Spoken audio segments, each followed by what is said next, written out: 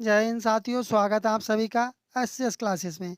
आप लोग इस क्लास में देखेंगे जो रेलवे भर्ती बोर्ड अर्थात रेलवे रिक्रूटमेंट के द्वारा जो 2019 में जो नोटिफिकेशन आया था एनटीपीसी का, उस समय जो वैकेंसी थी 10+2 और ग्रेजुएशन लेवल दोनों की सम्मिलित वैकेंसी थी। क्या थी? सम्मिलित वैकेंसी थी और उनका पेपर एक ही साथ हुआ था और एक ही साथ नोटिफिकेशन जारी भी हुआ था। लेकिन इस बार क्या है, इस बार 10+2 की जो है वो अलग से है उसका नोटिफिकेशन, और एनटीपीसी का जो नोटिफिकेशन है वो अलग से है। और इस क्लास में आप लोग देखेंगे जो जीएस है आती है जो एनटीपीसी में, वह 50 क्वेश्चन की आती है। कितने की? 50 क्वेश्चन की आती है।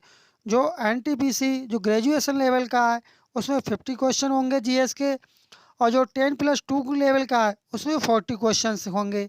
इसलिए जो क्लास है ये दोनों के लिए काफ़ी महत्वपूर्ण होगी। चलिए बढ़ते हैं अपने प्रश्नों की श्रृंखला की तरफ। पहला प्रश्न अपना पूछा गया था एनटीपीसी में, जो भारी जल होता है, भारी जल शब्द निम्न में से किससे संबंधित है? जो भारी जल होता है जिसका सूत्र होता है D2O। क्या होता है? D2O। और इसमें जो D2O होता है ये किस काम में आता है? ये जो आता है नाभिकीय शक्ति उत्पादन संयंत्र में आता है। इस तरह से जो थर्ड वाला ऑप्शन था ये आपका सही जवाब था। चलिए बढ़ते हैं अपने अगले प्रश्न की तरफ। अगला है कि यूएन का आपने नाम सुना होगा, जिसे कहते हैं सुरक्षा परिषद कहते हैं। और इस सुरक्षा परिषद जो होता है इसमें 10 सदस्य होते हैं। कितने होते हैं? 10 सदस्य होते हैं। ये भी क्वेश्चन बन सकता है कि जो यूएन सुरक्षा परिषद होता है उसमें सदस्यों की संख्या कितनी होती है? उसमें जो सदस्यों की संख्या होती है 10 होती है। लेकिन अब इसमें क्वेश्चन क्या पूछा गया है, उनका चुनाव महासभा द्वारा कितनी अवधि के लिए किया जाता है? जो 10 सदस्य होते हैं उनका चुनाव कितनी अवधि के लिए किया जाता है? उनका चुनाव किया जाता है 2 वर्ष की अवधि के लिए। आपको इसी क्लास से आपके लिए 2 से 3 क्वेश्चन आपके प्रीवियस ईयर के पेपर से आपके एनटीपीसी में देखने को अवश्य मिलेंगे। अब ये देखते हैं इसमें क्या पूछा गया है। अनुच्छेद उपाधियों के अंत को सुनिश्चित करता है, अर्थात ऐसा कौन सा आर्टिकल या अनुच्छेद है जिसमें उपाधियों का अंत है? भाई आपका होगा अनुच्छेद 18। क्या हो जाएगा? अनुच्छेद 18 हो जाएगा। लेकिन यदि आपसे पूछ लिया जाए कि अनुच्छेद 25 का संबंध किससे है, तब आप क्या कहेंगे? कमेंट करें आप लोग, इसका सही जवाब क्या होगा? अनुच्छेद 25 का संबंध किससे होगा? इसका जो संबंध होता है अनुच्छेद 25 होता है अंतकरण की ओर धर्म के अबाध रूप से आचरण और विचार करना। इसमें क्या होती है? आज़ादी होती है। और अनुच्छेद 23 का संबंध किससे होता है? अनुच्छेद जो 23 होता है इसका जो संबंध आपका होता है मानव के दुर्व्यवहार और बलात्श्रम का प्रतिषेध, अर्थात उसमें जो बालकों द्वारा जो कार्य कराया जाता है फैक्ट्रियों या अन्य जगहों पर उनके साथ, जो इसीलिए इसमें कहा गया बलात्श्रम का इसमें निषेध किया गया। और जो आपका अनुच्छेद 22 है इसका संबंध किससे होगा? हो सकता है आपसे ये पूछ ले कि अनुच्छेद 22 का संबंध किससे होता है। इसका संबंध होता है कुछ दशा में गिरफ्तारी और निरोध में संरक्षण से होता है। चलिए बढ़ते हैं अपने अगले प्रश्न की तरफ। अगला प्रश्न है कि अंतर्राष्ट्रीय अंतरिक्ष स्टेशन आईएसएस के बारे में निम्नलिखित में से कौन सा कथन सही है? तो कौन सा कथन सही होगा? यह पृथ्वी की निचली कक्षा में स्थित है। जो थर्ड वाला ऑप्शन होगा यह आपका सही जवाब हो जाएगा। चलिए बढ़ते हैं अगले पेज की तरफ। अगला है कि 31 दिसंबर 1947 को भारत में संविधान सभा में निम्नलिखित में से कौन से प्रांत का प्रतिनिधित्व अधिकतम था, अर्थात किसकी संख्या अधिक थी? ये संख्या थी संयुक्त प्रांत की। चलिए बढ़ते हैं अपने अगले पेज की तरफ। आपको बताना चाहेंगे जो आपका एनटीपीसी का जो एग्ज़ाम होने जा रहा है, आप उसमें ज़्यादा समय नहीं बचा है, होने ही वाला है आपका। उसमें जो क्वेश्चनों का जो लेवल होगा भाई सेम आपको इसी तरह का देखने को मिलेगा। इसलिए आप क्लास को पूरा देखें, कहीं से भी स्किप ना करें। अगला है कि भारतीय राष्ट्रीय कांग्रेस का पहला अधिवेशन कब हुआ था? जो पहला अधिवेशन हुआ था कब हुआ था भाई? 1885 में हुआ था। लेकिन इसमें पूछा किया गया इसका आयोजन भारत के किस शहर में किया गया था? इसमें पूछ लिया गया था, शहर पूछ लिया गया। ये हुआ था बम्बई में। और इसकी अध्यक्षता किसने की थी? आप कमेंट करके बताएंगे जो प्रथम अधिवेशन था उसकी अध्यक्षता किसने की थी। चलिए बढ़ते हैं अगले प्रश्न की तरफ। अगला प्रश्न है कि 1920 के दौरान भारत में उनके उत्पादन के सही अवरोही क्रम के अनुसार दर्शाता है। तब इसका सही जवाब क्या होगा? ये क्वेश्चन आप चाहे तो स्किप भी कर सकते हैं, क्योंकि अब इसका जो डाटा है वह चेंज हो चुका है, इसलिए इसे स्किप करते हैं। चलिए बढ़ते हैं अगले प्रश्न की तरफ। अगला प्रश्न है कि इसमें पूछा गया है कि मालगुड़ी नामक छोटे से गांव की परिकल्पना थी। तो अब इसमें स्वामी के बारे में पूछा गया है कि जो मालगुड़ी जो कहानी है या पृष्ठभूमि है, इसके जो लेखक कौन थे? इसके जो लेखक थे वो थे आर के नारायण। कौन थे? आर के नारायण। इस तरह से जो पहला वाला ऑप्शन होगा यही आपका सही जवाब होगा। चलिए बढ़ते हैं अपने अगले प्रश्न की तरफ। अगला है कि निम्नलिखित में से कौन सी आउटपुट डिवाइस नहीं है? भाई आपकी स्कैनर नहीं होगी, लेकिन आपका मॉनिटर भी हो जाएगा, प्रिंटर भी हो जाएगा, स्पीकर भी होगा, लेकिन पूछा किया गया आउटपुट डिवाइस नहीं होगी। वह आपका स्कैनर जो होगा वह आउटपुट डिवाइस नहीं होगी। चलिए बढ़ते हैं अपने अगले प्रश्न की तरफ। अगला है कि निम्नलिखित में से कौन सा भारत के सभी एटीएम को जोड़ने का काम करता है? तब ये काम कौन करता है? ये काम करता है भारतीय राष्ट्रीय निगम, भारतीय राष्ट्रीय भुगतान निगम। तो सेकंड वाला ऑप्शन होगा यही आपका सही जवाब होगा। चलिए बढ़ते हैं अपने अगले प्रश्न की तरफ तेजी के साथ, इसलिए आपको कराना चाह रहे हैं कि कम समय में ज़्यादा क्वेश्चन आपको प्रोवाइड कराए जा सकें। अगला है कि इनमें से कौन से देश ने 2018 में फीफा विश्व की मेज़बानी की थी? बताएं किसने की थी? ये की थी रूस ने की थी। अब कौन करेगा? आप कमेंट करके बताएंगे कि 2022 में इसकी मेज़बानी किसने की थी। हो सकता है आपसे पूछ लिया जाए कि 2022 की जो फीफा कप था इसकी मेज़बानी किसने की थी। चलिए बढ़ते हैं अपने अगले प्रश्न की तरफ। अगला है कि 2011 की जनगणना के अनुसार कौन सा राज्य भारत का सबसे कम शहरीकृत राज्य है? ये आपका हो जाएगा हिमाचल राज्य, जो कि है भाई आपका सबसे कम शहरीकृत राज्य। चलिए बढ़ते हैं अपने अगले प्रश्न की तरफ। अगला प्रश्न है कि परंपरागत कृषि विकास योजना जिसे PKBY के बारे में निम्नलिखित में से कौन सा कथन सही नहीं है? आपका इसमें हो जाएगा 3 वर्षों में 2 लाख क्लस्टर बनाए जाएंगे। ये आपका गलत हो जाएगा। चलिए बढ़ते हैं अपने अगले प्रश्न की तरफ। ये क्वेश्चंस प्रीवियस ईयर के क्यों देखते हैं आप लोग?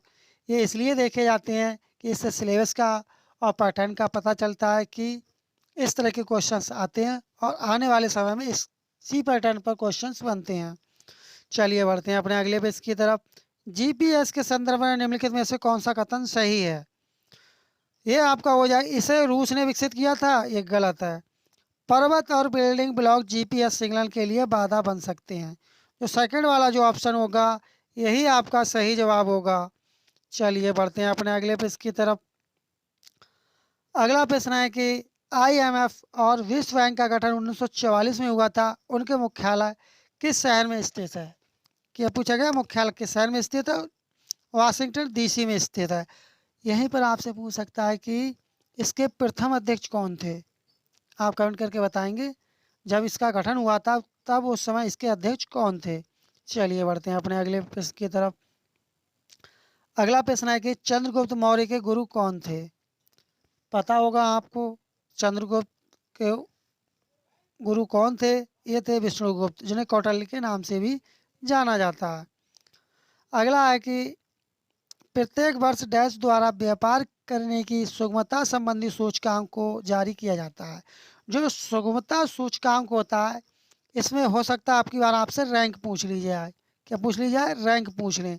लेकिन इसमें पूछा किया गया है कि जारी कौन करता है? ये जारी करता है विश्व बैंक समूह। चलिए बढ़ते हैं अपने अगले प्रश्न की तरफ। अगला प्रश्न है कि साधारण ये मैथ का क्वेश्चन, इसके लिए सेपरेट अलग से क्लास लेकर के आएंगे साथियों। अगला है कि सिंह चतुर्मुख सिस्टम कहाँ स्थित है? ये स्थित है सारनाथ में। चलिए बढ़ते हैं अपने अगले प्रश्न की तरफ। अगला क्वेश्चन है कि इसे भी स्किप करते हैं। ये आपका रीजनिंग से है, इसके लिए भी अलग से क्लास लेकर के आएंगे, क्योंकि एक ही में अगर समाहित करते तो क्लास बहुत लंबी हो जाती।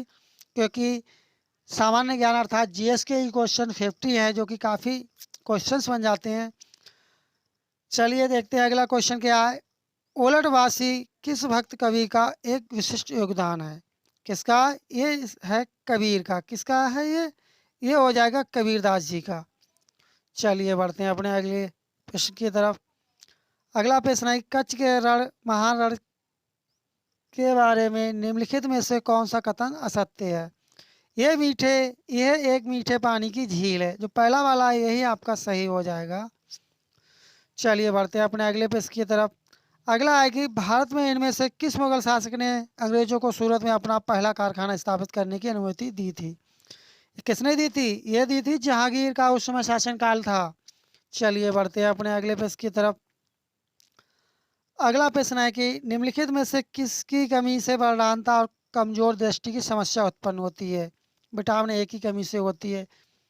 चलिए बढ़ते हैं अपने अगले प्रश्न की तरफ। अगला प्रश्न है कि निम्नलिखित हस्तियों में से किसे कुष्ठ रोग उन्मूलन के क्षेत्र में योगदान के लिए 2018 में गांधी शांति पुरस्कार से सम्मानित किया गया था? इसे आप स्किप कर सकते हैं, लेकिन उस समय किया गया था योई ससाकावा के लिए। चलिए बढ़ते हैं अपने अगले प्रश्न की तरफ। अगला प्रश्न है कि भारतीय संविधान के अनुच्छेद में पंचायतों और स्थानीय निकाय शासन से संबंधित प्रावधान शामिल हैं। ये किसमें शामिल है? ये संबंधित शामिल हैं 243 में। किसमें? आर्टिकल 243 में शामिल हैं इसके। चलिए बढ़ते हैं अपने अगले प्रश्न की तरफ। अगला प्रश्न है कि भारत के राष्ट्रीय प्रतीक के नीचे उत्कर्णित अर्थात जो लिखा हुआ है, आपने देखा होगा उसमें लिखा हुआ है कि सत्यमेव जयते। तब इसमें पूछा किया गया है कि ये कहाँ से लिया गया? ये लिया गया आपको पता होगा मुंडक उपनिषद से। चलिए बढ़ते हैं अपने अगले प्रश्न की तरफ।